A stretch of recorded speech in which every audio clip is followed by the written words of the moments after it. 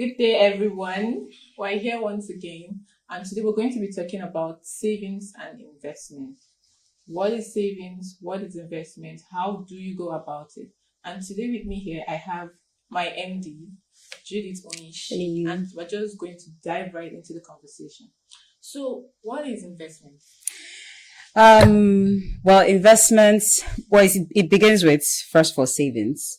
So savings is the money you take out from the income you're generating. So everybody gets money.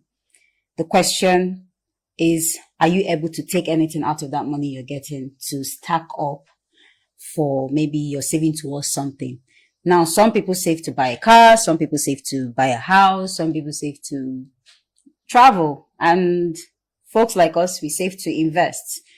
Now coming to your question, investment is, should I say, money you put into somewhere so that it can yield more income. So it's like where you plant money to grow money.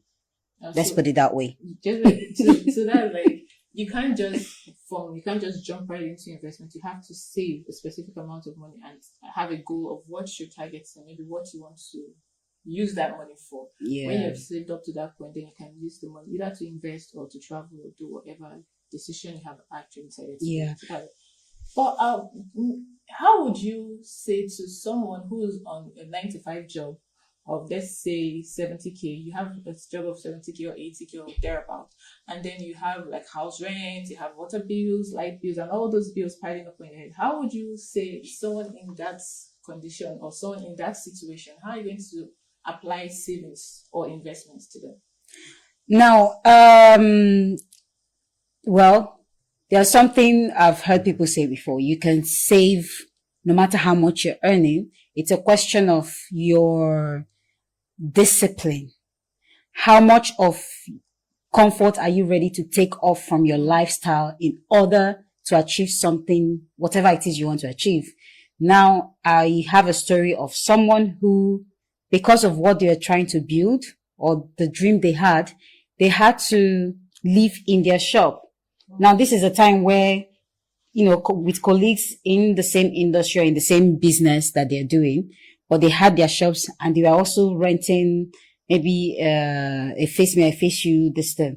But he sacrificed even that little comfort of having a bed, and was sleeping in his shop. So whatever money he was going to be using to pay rent or pay electricity bill or water bill in that place where he's living, he only had one bill to pay where he's renting, where he was renting the shop. So by close of work, he draws down the door, puts his carton on the floor and sleeps on it.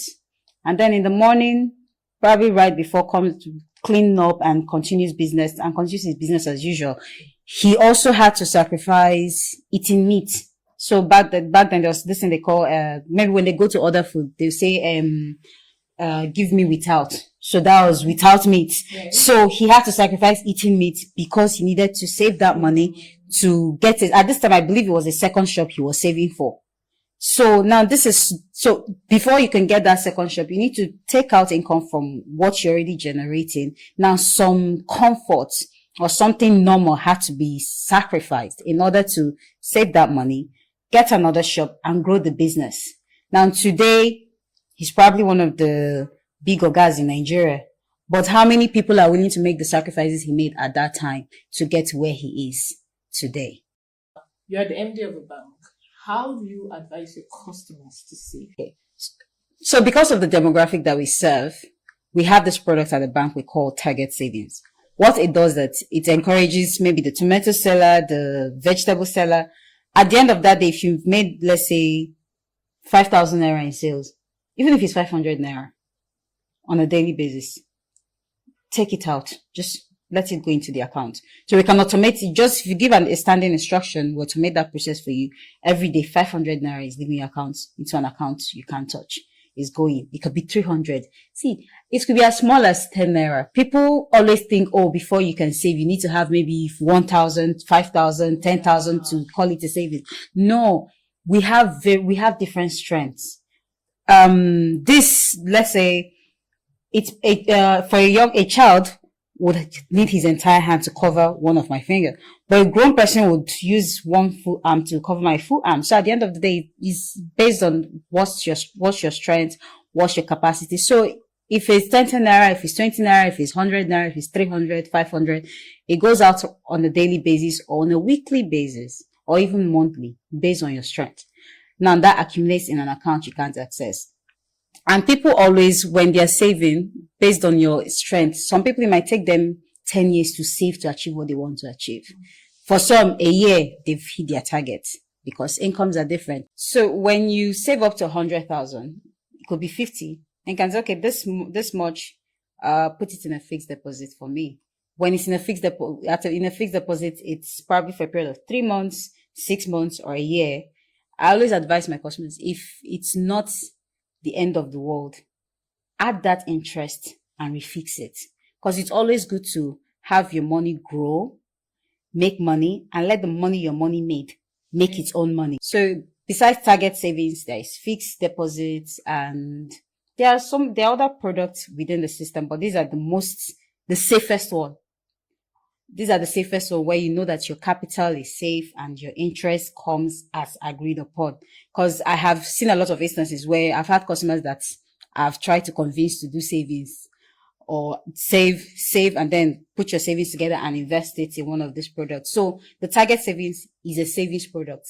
The fixed deposit is an investment product.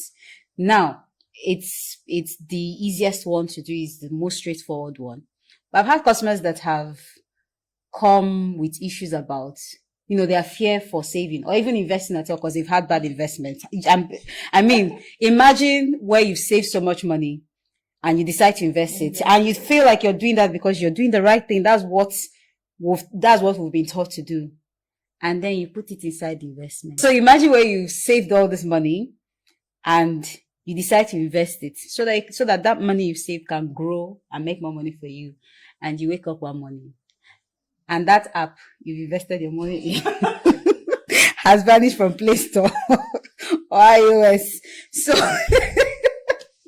that's also a downside. That's why I tell people, don't be looking for investment that's going to give you 10% monthly or 15%. I'm like, it is ridiculous. And I'm not saying it because I've heard people. I'm saying it because I've also experienced it and it was quite painful. And I think of, if I use this money to go on a vacation, I know I've exchanged it for something fantastic. Because it's not everyone, but I believe you must have experienced saving money and you lost that saving. And it's very painful. So that's why I try to encourage people to invest their money with trusted institutions like ours.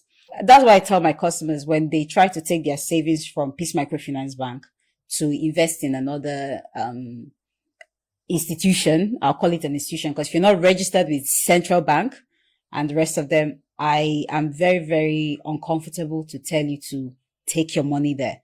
So if you're telling me that another institution is offering you 20% or 30% per annum, while Peace Microfinance Bank is telling you, 10%, 11 or 15, depending on the tenor you're looking at, because it also depends on how long you want to put in your investment. I advise against that. Why? Because you can't cry to anybody if your money goes missing. And it has happened a couple of times. They'll come back, oh, this happened. Do you know anybody here? Who can I call? Do you have connections there? I'm like, please, I'm not going to waste my connection on something that I advised you against. So at the end of the day, you now have to start afresh. So it's also about greed. As much as you're content, building a certain level of discipline, you also need to be content with the little that is coming in, because it's better you have that main seed than plant it and it disappears. Your seed is gone, your food is gone, and you have to start afresh. So, for people who want to do the savings or to open a savings target account, how do they go about it? Okay, so if you're a new customer, you can approach any of our branches across Abuja. It will be mentioned somewhere down in the screen. And you could also go to our social media pages, on Instagram, Twitter, Facebook. Contact numbers are there. You can call those numbers and anyone can direct you on what to do. It's pretty straightforward. So please catch the details somewhere in the screen, here or there. I don't know. But It's very easy. Just tell them you want to open a target savings account. Or even if you want to get more information on other products that we have, like the Yakata savings. But I didn't mention that because it's like saving towards, food stuff, getting food stuff and all that. But it's also, I think it's the quickest way to even get training on how these things work. Yeah. Then when you see that return, you might graduate it to you do Yakata, and then you also do target savings. All for you. So far so good. We have discussed on savings and investments. I actually picked something for what you said. You don't have to have 10,000 or 5,000. You can just start with whatever you can remove out of your income, because it's something like, there's a book I read, The Compound Effect. No matter how small it is, over time it amounts to something. Yes. So no matter how little, put it aside, discipline yourself, and then absolutely save up and then use it to invest. Because on me, I've learned to. I'm not going to make the mistake I made before. But please don't invest in any investment platform. You see, but people who have high risk tolerance, and they are more of like, if you give them a low rate and like, no, I want something more. Like, I've spoken to someone about fixed deposit, and she said the rate is too low. It's too low. So I was like, what kind of rate are you looking for? And she said 10-15%. I was like, wow. Your risk tolerance is really high. I admire it, but it's not something I'm willing to do. Oh, fantastic. So, I believe you already have your account. Have you started your target savings? Yes, I have, but I cleaned it up. I'll go back again.